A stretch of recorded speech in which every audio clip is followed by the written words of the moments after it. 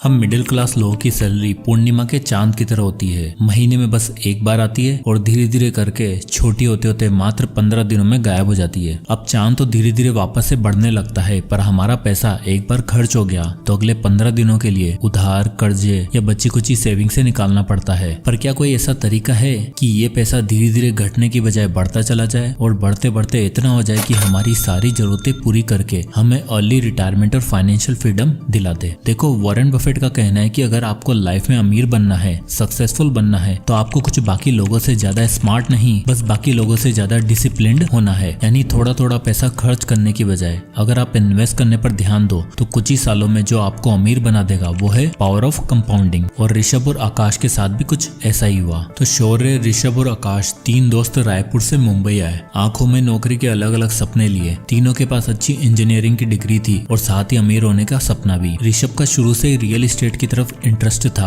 और आकाश का stock market की तरफ। तो वहीं शौर्य सिर्फ अपनी लाइफस्टाइल अच्छी बनाना चाहता था। शौर्य को लाइफ में हर चीज जल्दी चाहिए थी और लकीली तीनों में सबसे पहले नौकरी लगी भी तो शौर्य की। महीने की 30,000 तनख्वाह पे मुंबई में शौर्य ने सारे सपने पूरे करने का डिसीजन बना लिया। मुंबई का पार्टी कल्चर, लिविंग एक्सपेंसेस, खाना पीना और अलग अलग डेस्टिनेशन शौर्य को भी भाग गए और वो हर महीने ये सारी चीजें जरूर एक्सप्लोर करता। 23 साल का शौर्य अब ज्यादा समझदार और इंडिपेंडेंट हो चुका था। उसे फैमिली तो चलानी नहीं थी, बस अपना करियर बनाना था। इसलिए उसने ऋषभ और आकाश से अलग रहने का डिसीजन लिया, जहां उसके बाकी ऑफिस कलीग भी रहते थे। आए तो तीनों साथ थे, पर शौर्य अब अपने ऑफिस के पास वाली सोसाइटी में एक अपार्टमेंट में रहने लग गया था, जहां का रेंट था 10 से 12 हजार रुपए और ये जगह उसके ऑफिस से नजदीक भी थी। वहीं आकाश और ऋषभ ओल्ड पनवेल में रहते थे, जहाँ रेंट और प्रॉपर्टीज काफी सस्ते और अपॉर्चुनिटी ज्यादा। अब ऋषभ को शुरू से रियल एस्टेट में इंटरेस्ट था और जब वो पनवेल शिफ्ट हुआ तो शुरू के 3-4 महीने उसके पास नौकरी नहीं थी। वो अपने पिताजी से पैसे मंगवाकर अपना खर्चा चलाता। अब ऋषभ सिर्फ नौकरी नहीं ढूंढ रहा था, वो पनवेल में और नवी मुंबई में रियल एस्टेट प्रॉपर्टी पर स्टडी कर रहा था। 2009 में 23 साल का ऋषभ 10 रुपए की चाय और वड़ा पाव पर गुजारा करके इतनी इन्फॉर्मेशन हासिल कर चुका था कि बस उसे एक बड़ी न्यूज और एक बड़े अमाउंट की जरूरत थी।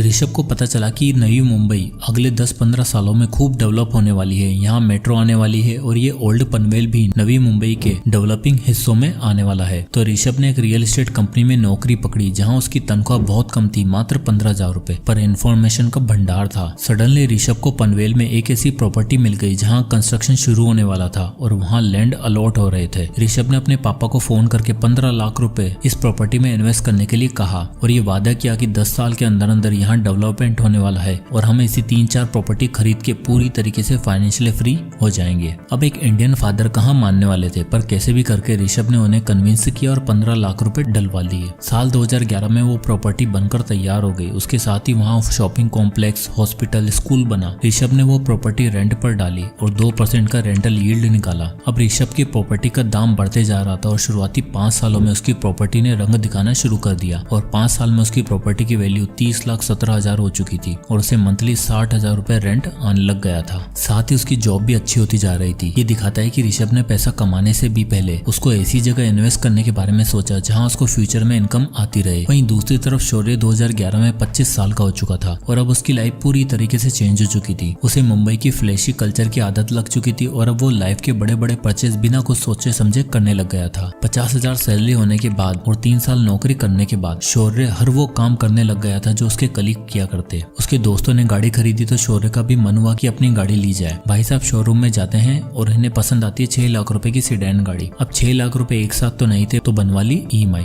और अब आप यहाँ देख ही सकते हो कि रेंट के साथ साथ शौर्य का 12,000 रुपए का एक और फिक्स्ड खर्चा हो गया है। 50,000 की सैलरी में शौर्य 12,000 रेंट पे करता था और 12,000 गाड़ी की EMI, यानी 24 से 25,000 का खर्चा फिक्स्ड। अब गाड़ी आ गई थी, महंगी बातचीत हो गई थी, तो अब तो जीवन में किसी हमसफर का आना बनता था। और लाइफ पार्टनर आते ही शौर्य ने अपने आप को ऐसे प्रेजेंट किया जैसे उसके पास बहुत पैसा है और वो खूब पार्टी और मजे करता है। शौर्य के पार्टनर ने भी अपने मन में शौर्य के लिए वही इमेज बना ली और अब शौर्य के पास 25,000 एक्स्ट्रा बचते भी थे, अब वो भी नहीं बच रहे थे। धीरे धीरे टाइम बीता। शौर्य अच्छी जॉब की तलाश में स्विच करता रहा। उसने अपनी फैमिली बनाई, शादी करी, पर इस बीच में वो जब भी अपने दोस्तों के बारे में सोचता तब उसे यही लगता कि यार मैं कहां से कहां आ गया हूं और वो लोग अभी वहीं के वहीं पड़े हुए होंगे। फाइनली 11 साल काम करने के बाद जब शौर्य 36 साल का हो चुका था तब उसे ऐसी जॉब मिल गई थी जहां उसे 1 लाख रुपए पर मंथ मिल रहा था और अब शौर्य को लगा कि टाइम आ गया है खुद का घर लेने का। शौर्य और उसकी वाइफ अब मुंबई में एक अच्छा घर की छानबीन में लग गए थे और फाइनली पनवेल में एक प्रॉपर्टी पसंद आती है, 3 BHK अपार्टमेंट, और वो भी फुली फर्निश्ड, जो उन्हें 90 लाख रुपए मिल रहा था।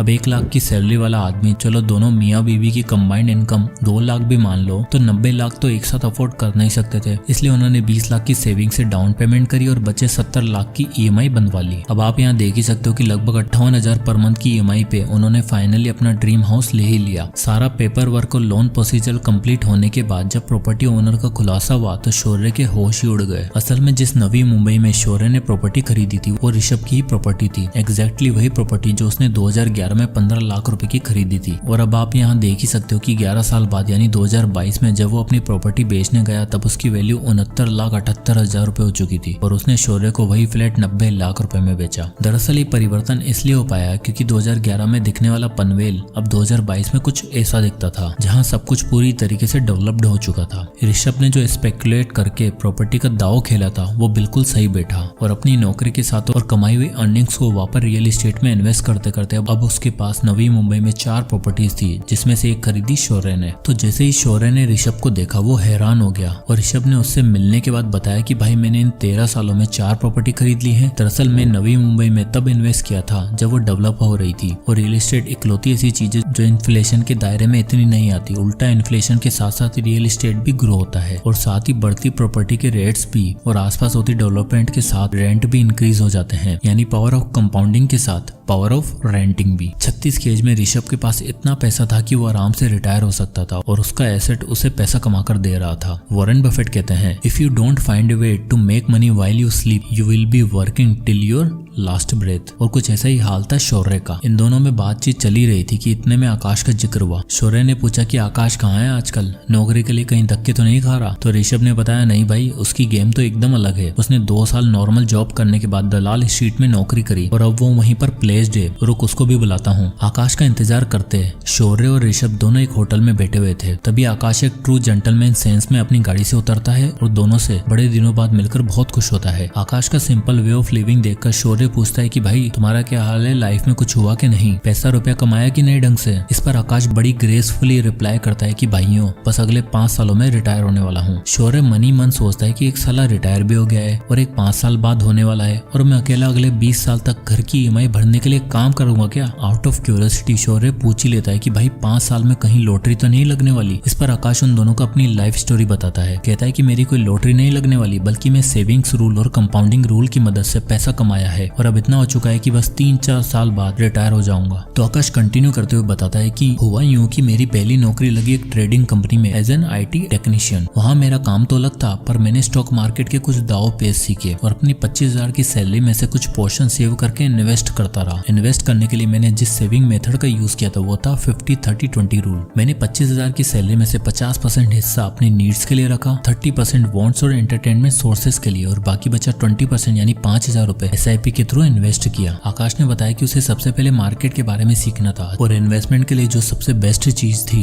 वो था इंडेक्स फंड। इसलिए उसने 5,000 रुपए इंडेक्स फंड में SIP करने का फैसला लिया। इंडिया में निफ्टी 50 इंडेक्स फंड सालाना 10 से 12% का रिटर्न देता है और स्टॉक इस बीच में कैसे परफॉर्म करते हैं आकाश ने अच्छे से सीख लिया था। 5 साल इन्वेस्ट करने के बाद और स्टॉक मार्केट के बारे में सीखने के बाद आकाश को समझ आ चुका था कि अब अगर पैसा कमाना है और अर्ली रिटायरमेंट चाहिए तो अपना बिजनेस बिल्ड करने के साथ साथ इन्वेस्टिंग शुरू करनी होगी। आकाश अब अपनी जॉब के साथ साथ फ्रीलांस फाइनेंशियल असिस्टेंट भी दिया करता था। 28 की उम्र में जहां लोगों को समझ नहीं आता कि UPSC की पढ़ाई करें या नौकरी करें, वहीं आकाश 3 काम करके पैसा कमा रहा था और महीने का 1 से सवा लाख रुपए अर्न कर रहा था। इसके बाद आकाश ने बताया कि सबसे पहले मैंने जो 5 साल SIP से पैसे बनाए थे उसको मैंने विड्रॉ किया। उसने बताया कि 5 सालों में उसने निफ्टी 50 इंडेक्स फंड जो उन्हें एवरेज सालाना 10 से 12% का रिटर्न दे रहा था, वहां से उसके 5,000 रुपए 10% के स्टेप अप से 5 सालों में 4,92,000 रुपए बन चुके थे। इन 4,92,000 में से उसने 8,000 एक्स्ट्रा ऐड किए और सबसे पहले 5 लाख रुपए की लमसम इन्वेस्टमेंट करी स्टॉक्स में। इस स्टॉक पोर्टफोलियो में उसे 17% का एवरेज रिटर्न मिल रहा था और आप 10 साल बाद देख ही सकते हो उसके पास कितना पैसा हो चुका होगा, 24 लाख रुपए। पर आकाश जानता था कि अर्ली रिटायरमेंट के लिए सिर्फ इतना काफी नहीं था, इसलिए उसने निफ्टी 50 इंडेक्स फंड में फिर से SIP करने का फैसला किया, पर इस बार 5,000 की नहीं बल्कि एक तगड़े अमाउंट की। आकाश चाहता था कि वो मात्र 10 से 12 साल में 1 से 1.5 करोड़ के अमाउंट को सिक्योर करने के बाद रिटायर हो जाएगा, जिसके लिए उसने डिसाइड किया कि हर महीने वो 1,20,000 की इनकम में से 30,000 पर मंथ इन्वेस्ट करेगा और 732 रूल कंपाउंडिंग का यूज करेगा। तो ये 732 रूल ऑफ कंपाउंडिंग कहता है कि अगर आप एक सर्टेन अमाउंट हर साल 10% से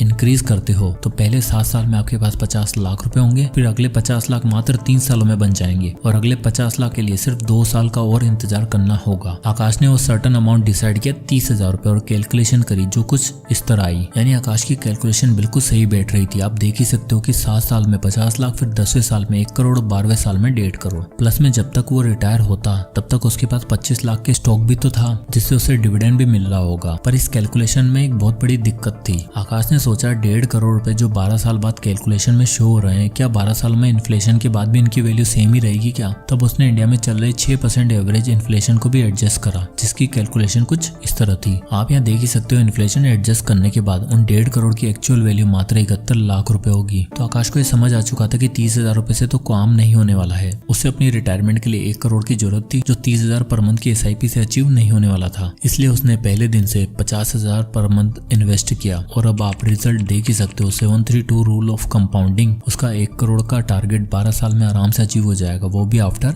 इन्फ्लेशन। यानी अगर तीनों दोस्तों में देखा जाए तो आकाश ने बाकी दोनों को आराम से आउट प्ले कर दिया। चलो ऋषभ को तो रियल एस्टेट में पावर ऑफ कंपाउंडिंग देखने को मिल गई और 36 की एज में वो फाइनेंशियली फ्री भी हो गया। अब देखो रियल एस्टेट में आपको बल्क में कैपिटल चाहिए जो सही टाइम पे ऋषभ के पापा ने डाल दी। पर आकाश की टेक्निक और मल्टीपल इनकम सोर्सेज से पैसा कमाने की अप्रोच सबसे ज्यादा रियलिस्टिक और एप्लीकेबल लगती है, जिसको शौर्य ने कभी समझने की कोशिश ही नहीं करी। अभी 36 की एज में ऋषभ रिटायर हो चुका था और आकाश भी 3-4 साल बाद रिटायरमेंट लेने ही वाला था। पर शौर्य वो तो भी 20 साल और नौकरी करेगा क्योंकि उसके घर की EMI जो चुकानी है, बच्चे का महंगा स्कूल में एडमिशन करवाया है, उसकी फीस भी भरनी है और जो महंगी लाइफस्टाइल शुरू से बनाई थी उसे मेंटेन भी तो करना है, जिसमें आराम से 1 से 1.5 लाख रुपए खर्च हो ही जाएंगे। ये एक सबसे बड़ा डिफरेंस है रिच और मिडिल क्लास माइंडसेट के लोगों में। मिडिल क्लास माइंडसेट के लोग पैसा आते ही उसे 10 जगह खर्च करने की सोचते हैं। आप में से कितने ऐसे होंगे जिनकी सैलरी आने से पहले एक शॉपिंग लिस्ट रेडी होती है? कमेंट में यस लिखो। वही एक रिच माइंडसेट वाला इंसान सोचता है कि कितने सोर्सेज से पैसा कमाया जा सकता है और ले रिटायरमेंट कैसे ली जा सकती है। यानी मिडिल क्लास लोगों के पास होता है power of loans and EMIs जो उन्हें एक दिन बर्बाद कर देता है। वहीं अमीर लोगों के पास होता है पावर ऑफ कंपाउंडिंग जो उन्हें आबाद और फाइनेंशियली फ्री बना देता है। जय हिंद।